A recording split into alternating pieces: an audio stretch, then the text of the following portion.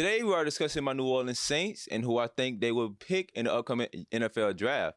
Then some highlights and my take from the UFL along with my first underdog dog UFL edition.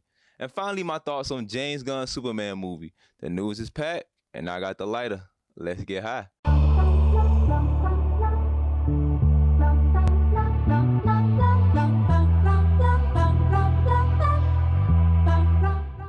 My Saints finished 9-8 last season and have the 14th pick in the draft.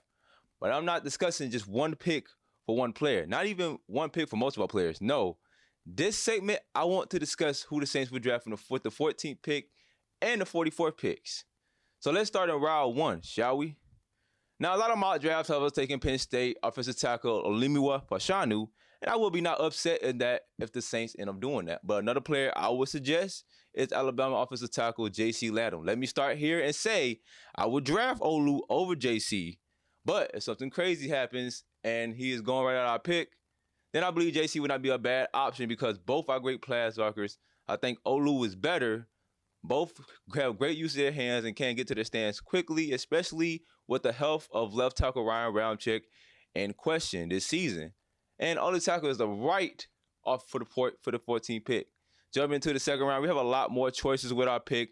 The Saints can go anywhere, but as for me, I have two players here who I believe can help make a difference. First up is Washington defensive end Braylon Trice, a big 6'4", 275 pounds. Looking at his highlights, he made plays against the run, a good block shutter, which the Saints love to see from the defensive front. He has some negatives and tends to have a feet fetish, but because he loves to tackle the feet, and that sometimes leads to missed tackles. But I believe with some time with Cam Jordan, he would do Trice some good if we draft him. If not Trice, then West Kentucky wide receiver Malachi Corley is another option. Malachi Corley, if you didn't hear me, he is a great run after the catch player, good hands, has huge catch radius, which I think could help Derek Carr, and very elusive. Kind of closest thing you can get in terms of Deebo Samuel's skill set. I would prefer pass rush is so as emphasis this year. And maybe with some mid-round training because the Saints do have a third and fourth round pick, they could trade somewhere into the mid-rounds and pick up Corley. Now, those of you who don't know, last weekend was the debut of the UFL, a spring league made from the SFL-UFL merger, announced last September. This league will provide an opportunity for athletes and coaches to gain pro ball experience, and it puts more tape out there for players wanting to make a jump to or to make a return to the NFL. Some notable players out playing in the UFL are AJ McCarron, Reuben Foster, and Donald De La Haye, a.k.a. The Scroin. This lady made up of 8 teams, two conferences. The USFL conference had the Birmingham Stallions, that's my team, Michigan Panthers, Houston Roughnecks, and Memphis Sobos. The SFL conference had the DC Defenders, St. Louis Battlehawks, that city missed around so much, San Antonio Brahmas, and Arlington Renegades. I'll let you know the coaches of the teams as we go through week one. Week one should be viewed as a successful debut for the UFL.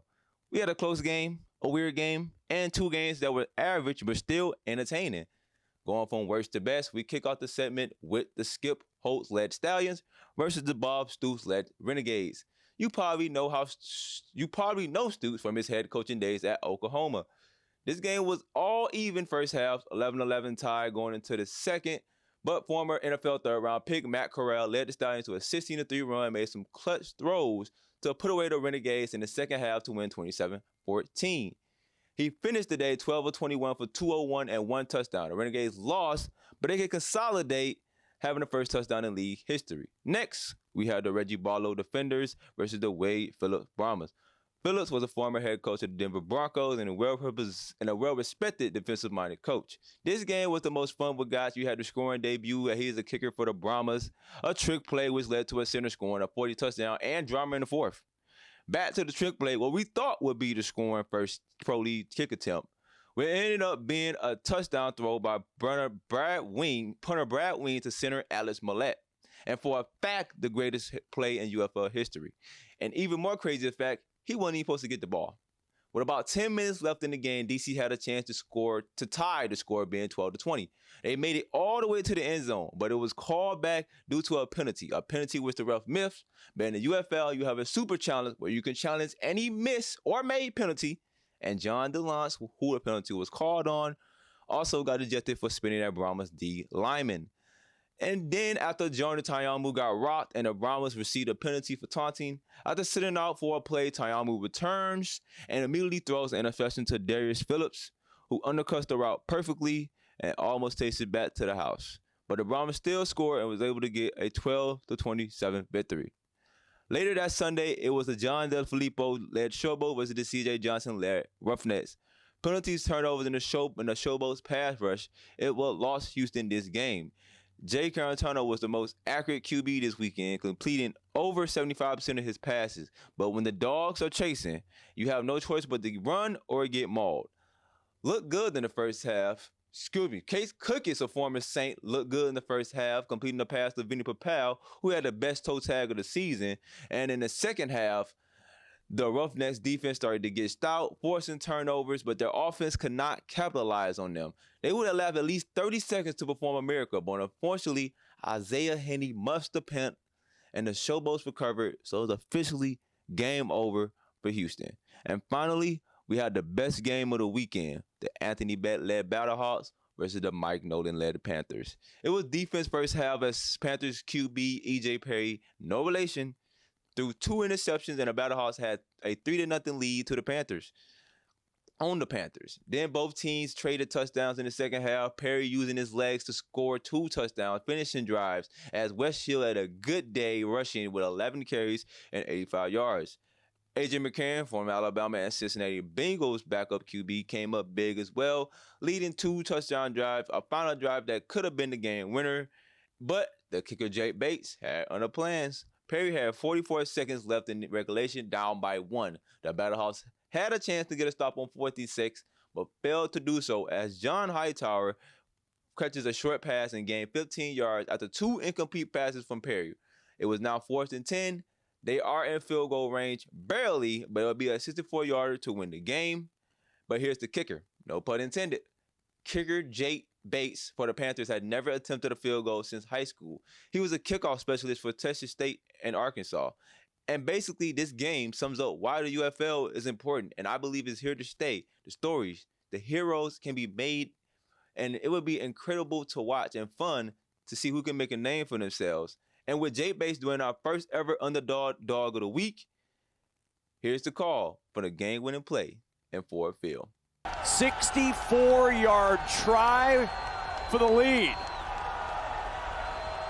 Good snap, good hold, line drive kick, and it is good!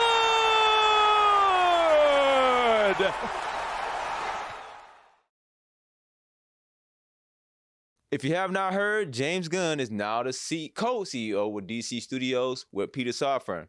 Gunn is most well known for writing and producing Guardians of the Galaxy trilogy, along with his hits such as Peacemaker and The Suicide Squad, which is what made Warner Brothers consider and hire him for the job. And the trash they kept putting in the movie theaters helped as well. Just like Marvel has phases, DC will have chapters. With Chapter 1 titled Gods and Monsters and confirmed shows and movies, Creature Commandos, Waller, Superman, Today's Topic, Lanterns, The Authority, Paradise Lost, The Brave and the Bold, Booster Gold, Supergirl, Women of Tomorrow, and finally, Swamp Thing. I'm about to have a nerdgasm just saying them. Superman began filming 2 months ago. Things you need to know about the film. Gunn wrote the script and is producing. It's not an origin story. The cast is large, and Lois Lane and Clark Kent are the main protagonists. Dave Corenswet will play Superman, and Rachel Brosnahan will play Lois Lane. Other notable castings are, Nicholas Hoult as Les Luthor. Yes, he will be bald. And Nathan Fillion as Guy Gardner. Like I said, the cast is large. And if you just came from the sports, I prefer to not make this segment too long because sports is the focus sport of this show. Moving on, if you want to know some details about what this film will look like, this Superman will portray the truth, justice, and the American way. One of many inspirations Gunn has for this film is Richard Donner's Superman, which released in 1978.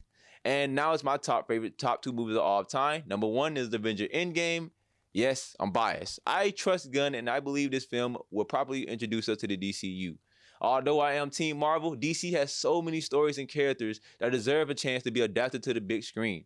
Superman flies into theaters, July 11th, 2025. Be sure to like, comment, and subscribe. I want to know your favorite UFL team or DC superhero. It could be both, so please comment. I want to know and connect with my audience. I do read and respond. Hoss will drop every Saturday, and be sure to watch next week because this show is only going to get better. I'm Frederikus Perry, and this smoke session is over. And by the way, host is High on Sports. Just so you know, I just call it host to make it sound cool. Now, the smoke second is over.